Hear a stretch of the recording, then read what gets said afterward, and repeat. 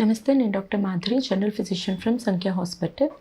ఈరోజు మనం మాట్లాడుకునే topic migraine type of headache. Headache అనేది చాలా రకాలుగా ఉంటుంది. ఒకటి మైగ్రేన్ టైప్ ఆఫ్ హెడేక్ ఉండొచ్చు, cluster headache, neuropathic headache, analgesic over use headache, ఇలాగా చాలా రకాలుగా ఉంటాయి. అందులో ఒక topic migraine type of headache. So ఈ మైగ్రేన్ టైప్ ఆఫ్ హెడేక్ ఎవరిలో ఎక్కువగా చూస్తాము, ఏ ఏజ్ గ్రూప్లో ఎక్కువగా చూస్తామంటే 15 నుంచి 45 వయసు గల వాళ్ళల్లో ఎక్కువగా చూస్తూ ఉంటాము. అండ్ ఇది ఆడవాళ్ళల్లో ఎక్కువగా చూస్తూ ఉంటాం మగవాళ్ళ కన్నా, ఎందుకంటే హార్మోనల్ బ్యాలెన్స్ వల్ల.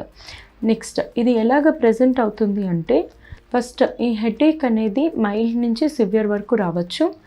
సో ఈ హెడేక్ వచ్చినప్పుడు ఎలా ఉంటుంది అంటే పల్సటైల్గా ఉంటుంది, అంటే ఎవరో కొడుతున్నట్లు లేకపోతే పొడుస్తున్నట్లు ఉంటుంది. ఇది యూజువలీ 4 గంటల నుంచి 72 గంటల వరకు ఉండొచ్చు.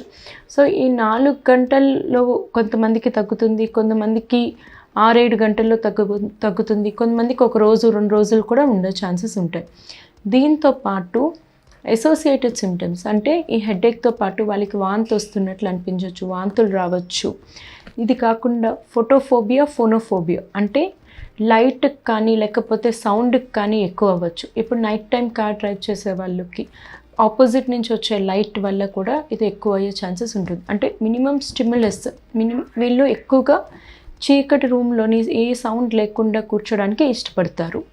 సో ఇంకా ఎక్కువయ్యే ఫ్యాక్టర్స్ ఏంటి అంటే రొటీన్ ఫిజికల్ యాక్టివిటీ, అంటే రోజు చేసే పనుల్లో కూడా వీళ్ళకి తలనొప్పి ఎక్కువ అవ్వచ్చు. ఇంకొకటి నెక్ మూమెంట్స్, తల తిప్పుతున్నా కానీ తల పైకి కిందికి అంటున్నా కూడా తలనొప్పి ఎక్కువ అవ్వచ్చు. సో ఈ టైంలో వాళ్ళకి లైట్ కానీ సౌండ్ కానీ తల తిప్పడం కానీ రొటీన్ ఫిజికల్ యాక్టివిటీలో కూడా మైగ్రేన్ అనేది ఎక్కువ అవుతూ ఉంటుంది.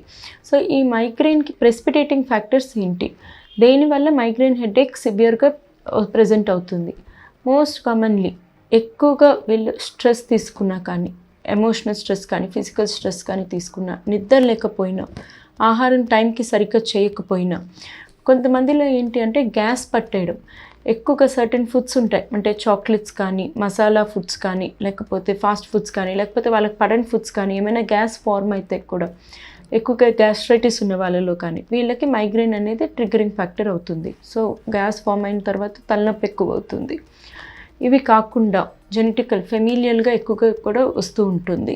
ప్లస్ ఇవి కాకుండా ఆల్కహాల్ అలవాటు ఏమైనా ఉన్నా నెక్స్ట్ డేకి మైగ్రేన్ అనేది ట్రిగర్ అవుతూ ఉంటుంది. ఫీమేల్స్లో మెన్స్ట్రల్ సైకిల్ పీరియడ్స్ అప్పుడు కూడా మైగ్రేన్ ఎక్కువ అవుతూ ఉంటుంది. ఇవి కాకుండా కొన్ని డ్రగ్స్ మైగ్రేన్ ఫ్యాక్టర్స్ని ఎక్కువ చేసేవి ఏంటి అంటే ఓసిపీస్, ఓరల్ కాంట్రసెప్టివ్ పిల్స్. ఇవి తీసుకున్నప్పుడు కూడా దాని సైడ్ ఎఫెక్ట్ మైగ్రేన్ ట్రిగర్ చేయడం. సో చాలామంది అడుగుతారు, ఏ టెస్ట్ లేకుండా మైగ్రేన్ అని ఎలా చెప్తారు అని. Migraine is a clinical diagnosis.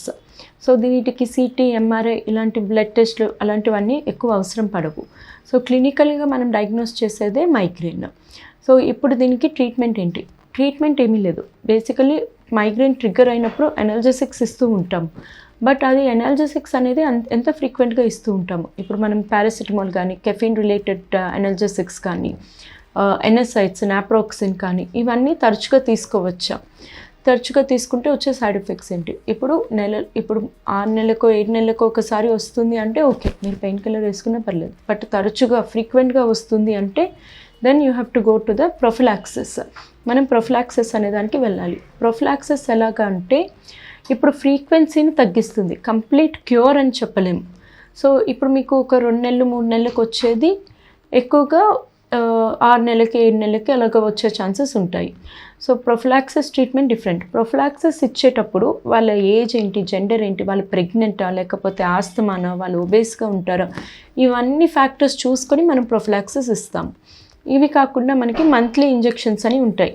So కొన్ని ఇప్పుడు రీసెంట్గా అడ్వాన్సెస్లో ఏంటంటే ఈ మంత్లీ ఇంజెక్షన్స్ తీసుకుంటే ప్రివెన్షన్, అంటే కొన్ని ఎపిసోడ్స్ ఫ్రీక్వెన్సీస్ అనేవి తగ్గే ఛాన్సెస్ ఎక్కువగా ఉంటాయి.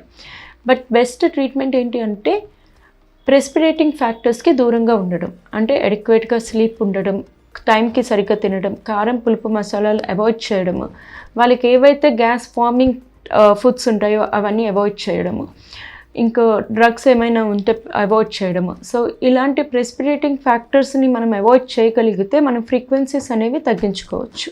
Thank you.